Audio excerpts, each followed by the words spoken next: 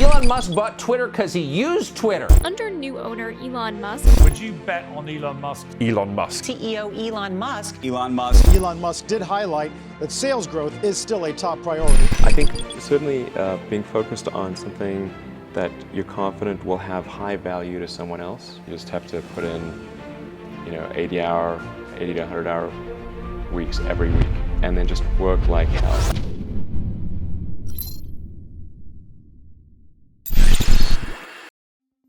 Is there anything Elon Musk can't do? Why is it that some people are successful and then others aren't? What's the number one thing that people do in business to be successful? What have the richest people figured out that the rest of us are struggling to figure out? Interestingly, 7 out of 10 of the wealthiest people in the world are in the United States. And you have to say, what is the common thread that brings these people together in the United States? Well, with Elon Musk, part of it is he comes from an immigrant background. He was born in Pretoria, South Africa, and then went to Canada, went to school at Stanford for 2 days, and then realized that he was more geared to the entrepreneurial world and went into business. And he has been involved in PayPal, SpaceX, which we've all known a great deal about. We all know him for Tesla, Solar City, Neuralink, The Boring Company, and the list goes on. Twitter was his most recent acquisition, and today he's also talking about what's the role of AI and how can he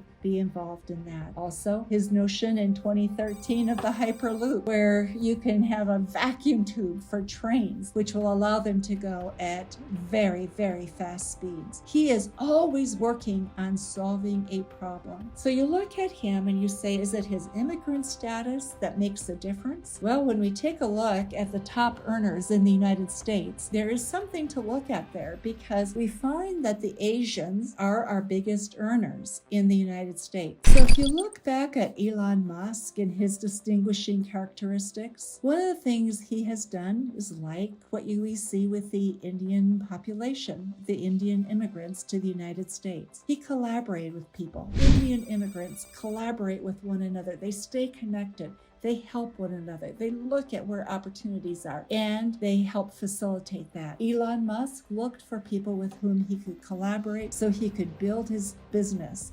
And he talks about collaborating with suppliers, engineers, governments, whomever would be a good resource to expand his business. So one of the things that we see is that successful people, they have values, education, hard work together, help one another. They have values and they collaborate. Businesses that don't follow those clear values and collaboration are fragile. And in today's world, that makes them very vulnerable. Their future will be uncertain, while those who have discovered collaboration, working together, and are willing to work hard to make it happen, they're the ones who will discover the new opportunities. They're the ones who are going to succeed in business. Collaboration really is the new business imperative.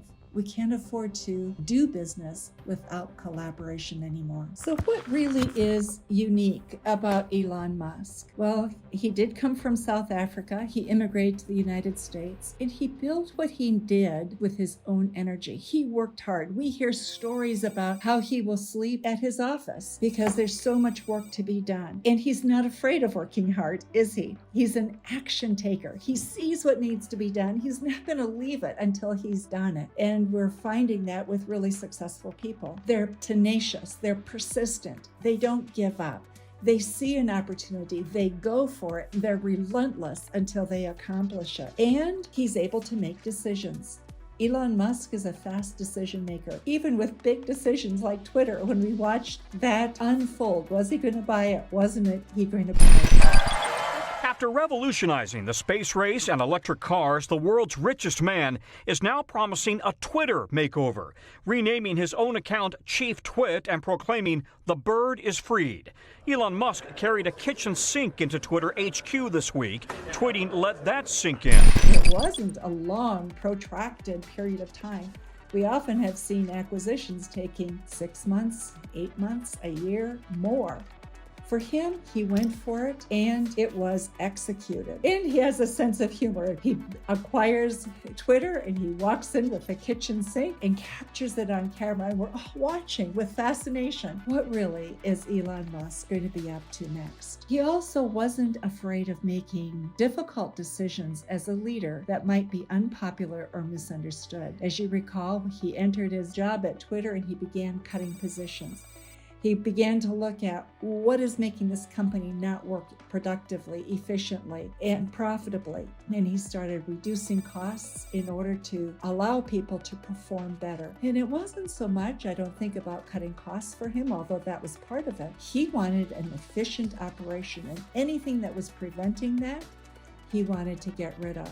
And so he culled his group down about 20% of what he began with. And from that, he was able to create a process at Twitter that seems to be working right now. Elon Musk, with that 20% people, with his people at Tesla, with his people at SpaceX, all the places where he's been, he has drawn talented people to him. He knows who the best, the smartest, the greatest talent is, and he doesn't have an ego that prevents him from using the best and the smartest. And then as he brings them on board, he allows them to grow and develops them. He has wonderful leadership skills. Why is it that immigrants and immigrant Americans do so well? Well, take a look at Elon Musk. He was willing to work hard, and then he was willing to collaborate. He looked for people, suppliers, engineers, government officials, whomever he could find that would contribute to what it was that he was doing. And he would build relationships in order to build the empires he's built. We learn from watching Elon and other immigrants that have come to the country that those who are connected, who aren't afraid of connections, who share in a giving way, they don't just take, they also give and develop. They're the ones who are able to be successful. Those are the people who demonstrate collaborative skills. It's collaboration that allows us to be very flexible, to be anti-fragile, to be able to withstand uncertainty and change. One of the things that we've seen with Elon Musk is he has an incredible ability to withstand all sorts of pressures and build and create. It is the business imperative of the future. Collaboration is our future. Why is Elon Musk so successful? Well, he's smart. He's brilliant. Only a brilliant person could do all of what he's done. But the other thing I think that has made him successful is he's not afraid of collaboration. It was that ecosystem, that collaborative ecosystem that he could build is the underpinning of his success. Collaboration, I have found as I have looked at who is going to survive following COVID and this economic downturn, it's those who are able to collaborate. Why? We know already that cash is getting tight, venture capital is getting more reluctant,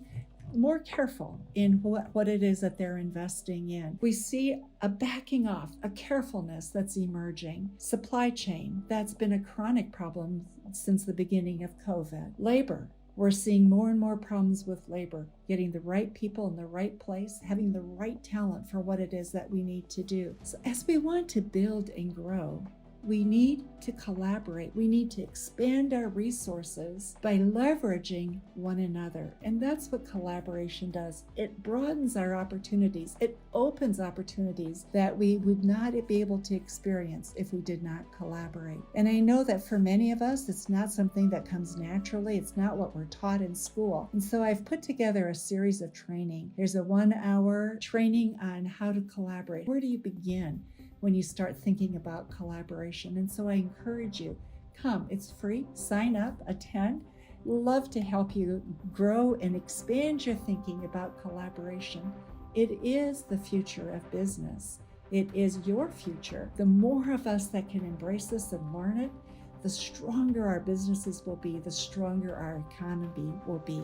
And that's what we're all about. We are entering uncertain times right now. We see our global resources are getting tighter. Money is less accessible than it has been. Talent, people are questioning, do we have the right skills? Do we have people that we need in our various places to do work? We have the PwC research looking at their prognostications for 2023 and beyond. Their CEOs of companies in 105 countries are talking about how they're afraid their companies may not survive the next 7 years. So you take a look at that, and if you're facing that fear of bankruptcy, wondering how you're going to survive, then you need to look at doing something differently. And that's why collaboration is so important. It expands your opportunities, it expands your resources, and you can move beyond just thriving to really being a very successful business that is growing and has a future perspective and leadership.